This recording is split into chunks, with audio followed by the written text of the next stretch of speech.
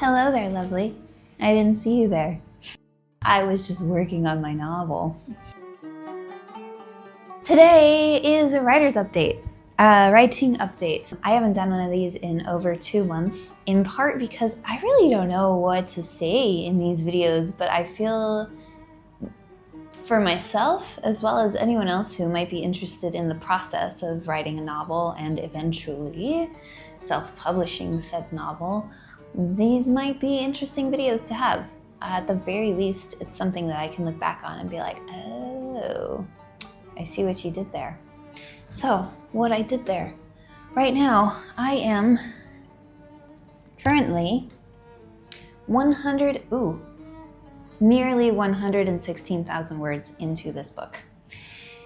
I've been working on it since March of this year, March 3rd, I believe, or 4th. I have the exact date because I have so much data that I've been keeping track of. I recorded this video yesterday and decided that I wasn't very happy with the way that it turned out. I think for me, the more interesting part, rather than how many words I've written in a day or what my average word count per hour is or whatever, the most interesting thing is the kind of emotional stuff that comes up while writing a novel. Recently, very, very recently, within the past 3 days, I have been face to face with writing a very, very difficult set of scenes for this book. There's scenes that have to deal with loss, with death, with facing people that we've disappointed, whether that disappointment has been done intentionally or been foisted upon us or something. Like, either way, you know that look of disappointment, particularly in your parents' eyes when you've done something that that doesn't land right with them. And for my main character, that something is really big and really deeply impacts her mother as well, which is the person that she has to face in these scenes, as well as coming to terms with what she's done or not done, or what has happened because of her actions and choices. It's a lot. I've been trying really hard to allow myself to go fully into the scene, which is easier said than done. The thing with writing, and I've talked about this before, it's the same with magic, is the deeper you can get in touch with the actual emotions of the thing, the more powerful the writing or the spell or the ritual is going to be. When you can really absolutely feel what, for example, your character is going through in a particular scene, that translates itself into the writing. If you don't get teary-eyed when your character is feeling something deeply, then chances are your reader is not going to feel the impact of those emotions either. Which means, as authors, we have to kind of submit ourselves to emotional trauma willingly and allow it to penetrate us as deeply as possible so that we can create something that will penetrate someone else. And we can't do that either by just choosing the light emotions, the high emotions, because as in life, when you only try to feel one set of those things, you actually start cutting yourself off from the ability to feel much of anything. The less you allow yourself to go high or go low, the less you are able to go high and low, and the more you just kind of come to this middle point, this grayness here. Some people choose to live there, which is fine. I don't.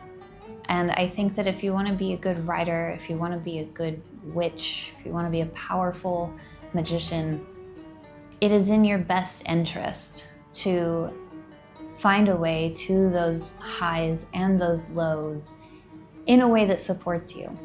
A big part of that is not flinching when you write scenes like this, and not worrying about feeling cringy if you're by yourself in your bedroom casting a spell and getting worked up about it. Like, really allowing yourself to just fully inhabit the space. Like I said, it is exposing oneself to emotional trauma, specifically in the writing, because I think with the magic, maybe there can be a tendency to focus on, manifesting a particular kind of feeling that you want to have. Whereas in the writing, I don't remember who said this, but I love this piece of advice, is that you get your characters, you put them up a tree, and you throw rocks at them until they figure out how to get down the tree. Essentially, you create a character, you put them in a difficult situation, and then you throw more difficulty at them. And if you are inhabiting your character that deeply, like, you're feeling all of these challenges, you're feeling the hopelessness, you're feeling the dread, you're feeling the heartbreak, you're feeling the grief, you're feeling the anger, you're feeling the numbness that comes with shock, and allowing yourself to describe all of that too, to really go deep into it so that you know what words to put on the page so that the reader understands what's happening. It's a lot, man.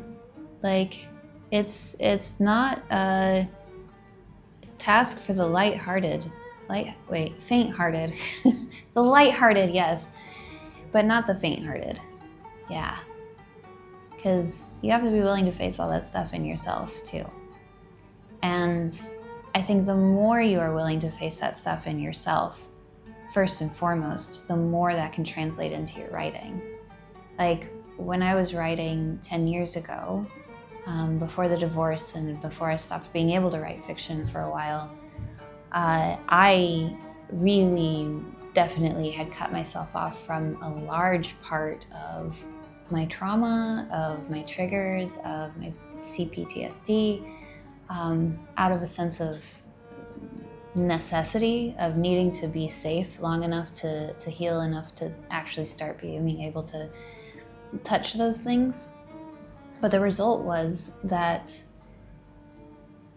a lot of my writing came from arm's distance. Like, I wasn't deeply in it with my characters.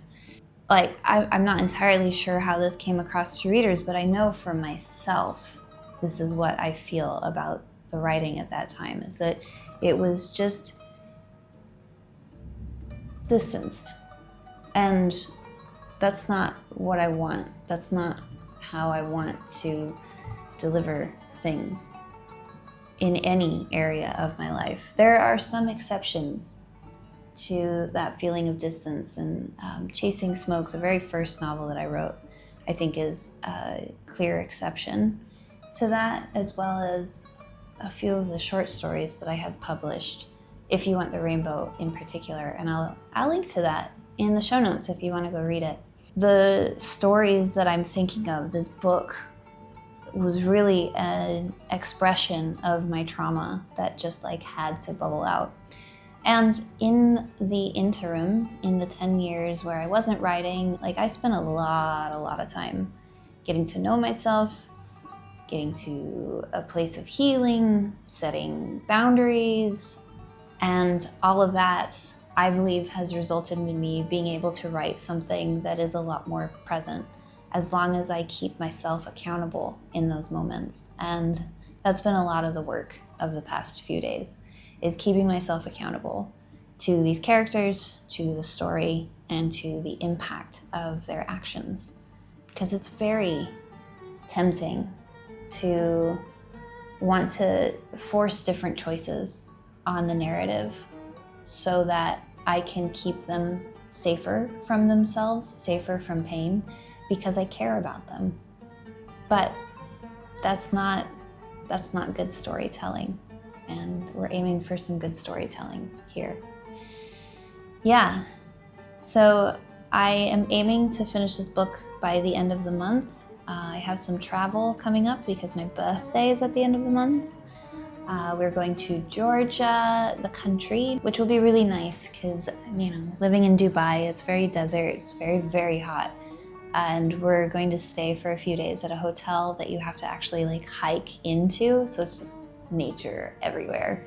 And if I don't finish the book before we leave, like I'll have some time and space while I'm there to do so. But I also just might want to like hang out in nature and green stuff and being able to be outside without feeling like I'm gonna die. So we'll be there for about a week in Georgia, and then we're going to London to see some of Hysam's friends and do some activities that we can't do here in Dubai, particularly some book shopping. I'm very excited and hopefully gonna pick up a few new tarot decks to kind of round out my selection. I've only got 2 right now, which for a long time felt perfectly fine and now has felt kind of limiting. I want to branch out and get a little bit more fullness there. So I will, keep you updated, hopefully more often than I have been on this whole writing journey. But pretty soon we'll be getting to the end, and that will be interesting. So thank you for watching this. If you have any questions about the process of writing a novel from ideation to finishing, I have written many novels, none of which I've published. But yeah, this will be my first. But if you have any questions about any of that, please drop them in the comments and I will address that in future episodes. Until then, again, thank you for watching. And as always, use your voice. It is the only one you have, and we need it.